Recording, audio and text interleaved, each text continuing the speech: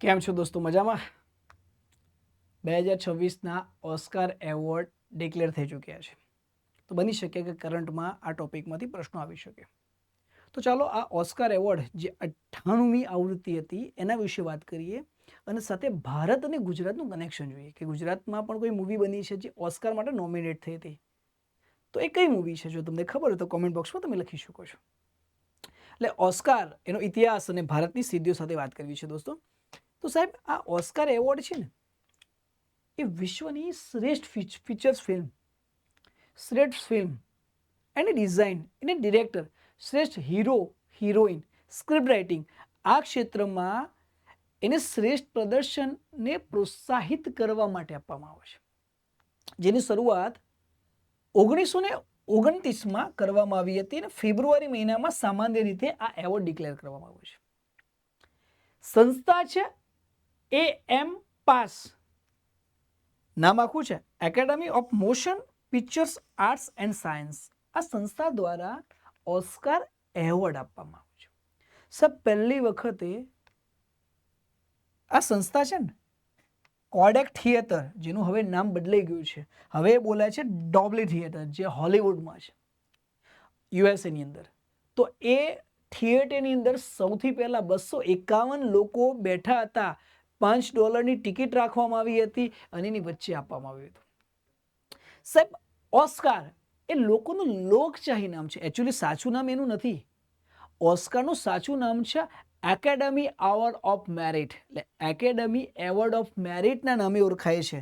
તો ઓસ્કારનું સાચું નામ છે એકેડમી એવોર્ડ ઓફ મેરિટ કહેવાય છે. એટલે ક્યાંક પ્રશ્ન પૂછી લે એના ઇતિહાસમાં કે ઓસ્કાર એવોર્ડનું સાચું નામ શું છે.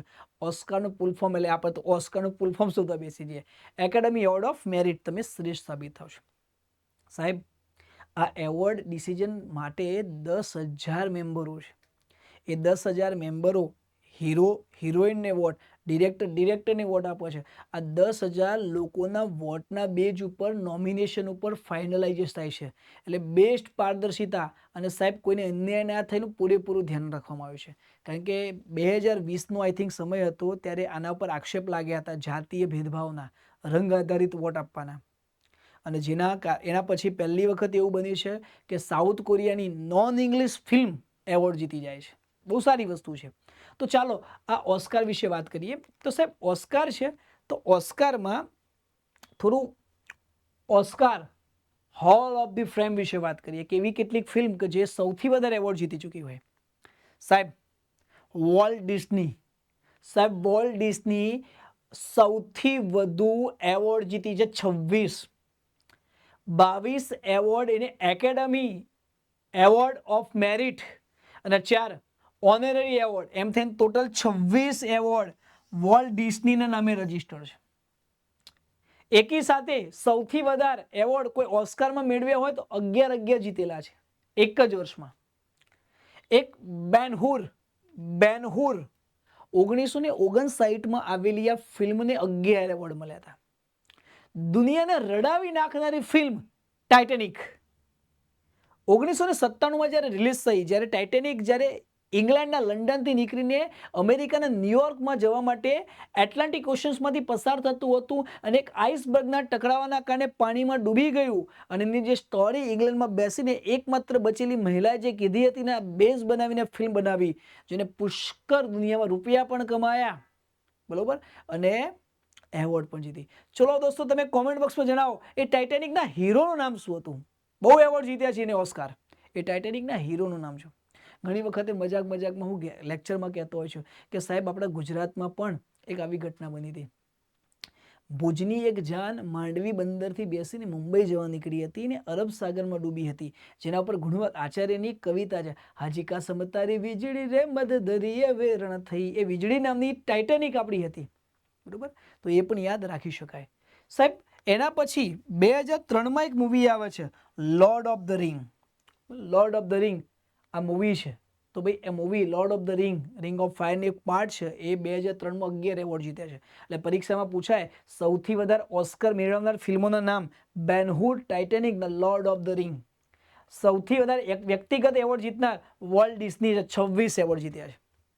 હમણાં જ 98મી આવૃત્તિ થઈ એકેડમી એવોર્ડ્સ ઓફ ધ મેરિટની 98મી આવૃત્તિ થઈ.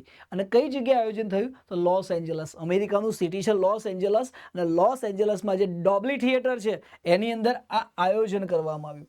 તો કોને એવોર્ડ મળ્યા? કરંટના પ્રશ્નો પૂછી શકાય. સાહેબ, બેસ્ટ ફિલ્મ તરીકે, શ્રેષ્ઠ ફિલ્મ તરીકે જેને એવોર્ડ મળ્યું છે વન બેટર આફ્ટર અનધર, એને એ મૂવી ટોટલ 13 નોમિનેશન મૂક્યા હતા, એમાંથી 6 એવોર્ડ જીતી ચૂક્યું. એટલે શ્રેષ્ઠ ફિલ્મ કઈ તરીકે? વન બેટર આફ્ટર અનધર, શ્રેષ્ઠ ફિલ્મ લઈ ગઈ. બરાબર. હવે એના જે ડિરેક્ટર હતા પોલ થોમસ એન્ડરસન, એ પોલ થોમસ એન્ડરસનને શ્રેષ્ઠ દિગ્દર્શક, બેસ્ટ ડિરેક્ટરનો એવોર્ડ મળ્યો છે. ચલો, એના પછી શ્રેષ્ઠ હીરો એટલે અભિનેતા માઇકલ બી જોર્ડનનું એક ફિલ્મ આવ્યું હતું સિનર્સ. જો કે સિનર્સ મૂવી ઓસ્કારની અંદર 16 નોમિનેશનમાં મૂકતું, 16 એવોર્ડની અંદર હતું, એ 16માંથી એ શ્રેષ્ઠ એવોર્ડનો લઈ ગયો અભિનેતા. એટલે સૌથી વધારે નોમિનેશન કયા ફિલ્મના આવ્યા હતા? તો ભાઈ સિનર્સના આવ્યા હતા. અને જેનો હીરો હતો માઇકલ બી જોર્ડન, એટલે માઇકલ જોર્ડનને શ્રેષ્ઠ હીરો તરીકે એવોર્ડ આપવામાં આવ્યો. તો શ્રેષ્ઠ હિરોઈન અભિનેત્રી કોણ? તો એક ફિલ્મ આવી હતી હેમનેટ, એ હેમનેટની હિરોઈન હતી જેસી બકલી.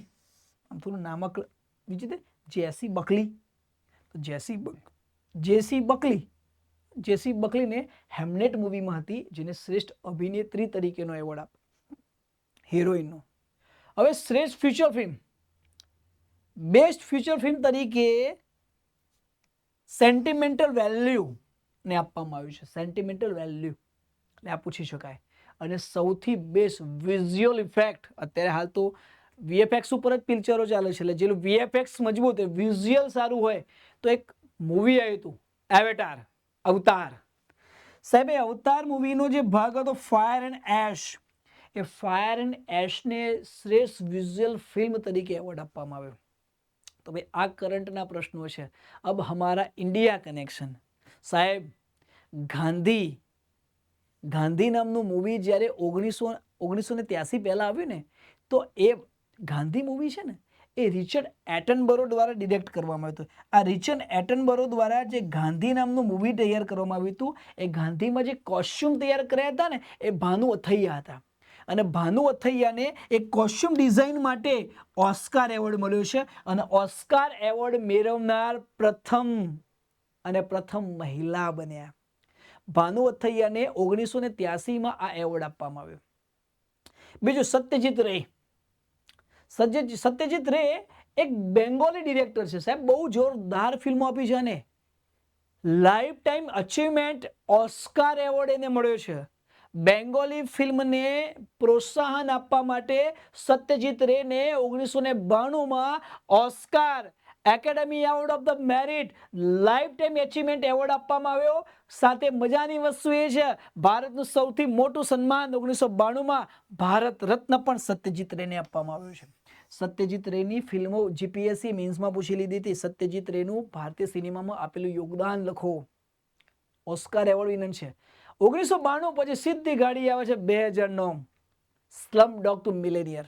એક ક્વિઝ કોમ્પિટિશનમાં એક ગરીબ છોકરો આવે છે અને એક ક્વિઝ જીતી કરોડપતિ થઈ જાય છે. આ ફિલ્મની સ્ટોરી હતી અનિલ કપૂર, દેવ પટેલ, બધા હીરો એમાં હતા.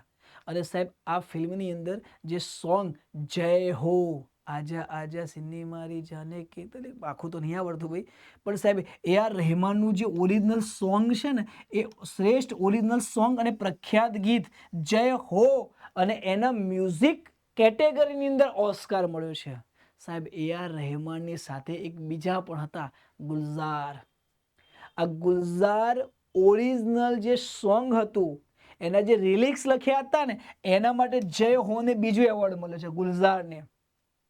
અને આ મ્યુઝિકમાં સાઉન્ડ મિક્સિંગ કરવાની કેટેગરીમાં રેસુલ પુડુકીને બેસ્ટ સાઉન્ડ મિક્સરમાં ઓસ્કાર, એટલે 3 એવોર્ડ આ એકી સાથે જીતી લીધું.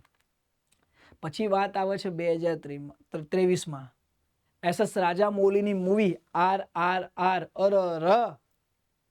સાહેબ, આની અંદર એક ગીત ગવાય છે તમિલમાં, નટુ નટુ. આ નાટુ નાટુને ઓસ્કાર એવોર્ડ મળ્યો છે. બેસ્ટ ઓરિજિનલ સોંગ, નાચો નાચો વાળું હતું ને એનું ઓરિજિનલ વર્ઝન નાટુ નાટુ છે. સાહેબ આ નાટુ નાટુ જે છે એ નાટુ નાટુ જે ગીત છે ને એને લખનાર વ્યક્તિ છે ચંદ્ર બોઝ. લખનાર વ્યક્તિ છે ચંદ્ર બોઝ અને ગાયું હતું કાલ ભૈરવ અને રાહુલે. કાલ ભૈરવ અને રાહુલ દ્વારા, રાહુલ સિમ્પિંગુજ દ્વારા આ ગાવામાં આવ્યું હતું અને એને કોરિયોગ્રાફી કરી હતી પ્રેમ રક્ષિતે. અને આનું મ્યુઝિક કમ્પોઝર કર્યું હતું MM કિરવાણીએ. એટલે આ બધાની સંયુક્ત મહેનતને નાટુ નાટુ ઓરિજિનલ સોંગને બેસ્ટ ઓરિજિનલ સોંગનો એવોર્ડ મળ્યો અને પિક્ચર રિલીઝ ડિરેક્ટર હતા SS રાજામૌલી. સાહેબ એક બીજું આપણે ઇન્ડિયામાં બેસ્ટ ડોક્યુમેન્ટરી શોર્ટ ફિલ્મ પ્રસ્તુત થઈ હતી 2023માં. જે બેસ્ટ ડોક્યુમેન્ટરી શોર્ટ ફિલ્મ હતી જેનું નામ હતું ધ એલિફન્ટ વિસ્પર્સ. સાહેબ આ જે પિક્ચર હતું એને નિર્માતા અને દિગ્દર્શક તરીકે કાર્તિક ગોન્સાલ્વે અને બીજું ગુનિત મોંગા. આ ગુનિત મોંગાને ધ એલિફન્ટ વિસ્પરનો એવોર્ડ મળ્યો છે. સાહેબ એક જર્ની જુઓ. 1983માં ભાનુ અથૈયા, એના પછી 1992માં Satyajit Ray lifetime achievement, 2009માં the slum of the millionaire જેમાં AR રહેમાન, ગુલઝાર જેવા રાહુલ જેવાને લોકોને મળે અને 2023માં RRR અને નાટુ નાટુ માટે અને સ્પેસિફિક ધ એલિફન્ટ વિસ્પરને મળે.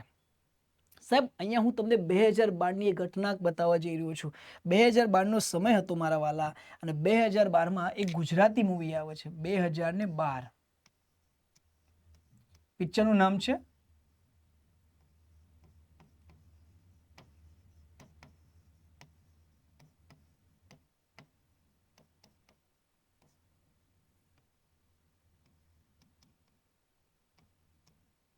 વીર હમીરજી સોમનાથના સખાતે. સાહેબ સોમનાથ મંદિર ઉપર થયેલા હુમલા સામે મારા ગુજરાતના ભડવીર યોદ્ધા શુરવીર હમીરસિંહ ગોહિલ, લાઠીનો રાજકુમાર, જે પોતાનું માથું ભગવાન શિવને બચાવવા માટે અર્પણ કરી દે છે, એવા વીર યોદ્ધા ઉપર બનેલી આ ફિલ્મ 2012માં ભારત સરકારમાંથી મોકલવામાં આવી હતી અને ઓસ્કારના નોમિનેશનમાં એ લિસ્ટ ચડી હતી. થોડા સમય માટે કહી શકાય કે એને એવોર્ડ ના મળ્યો, પણ આ ફિલ્મ મોકલવામાં આવી હતી. આ ગર્વની વસ્તુ છે. આશા રાખું કે આ ઓસ્કારના જે મુદ્દાઓ છે એ તમને મજા આવ્યા છે.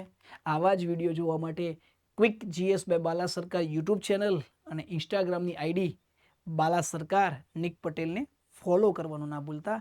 મળીએ નેક્સ્ટ વિડીયોમાં આવા જ કંઈક ઇમ્પોર્ટન્ટ IMP ટોપિક સાથે. ત્યાં સુધી મને રજા આપજો. જય સિયારામ અને ચેનલને સબસ્ક્રાઈબ કરવાનું ના ભૂલતા. જય હિન્દ.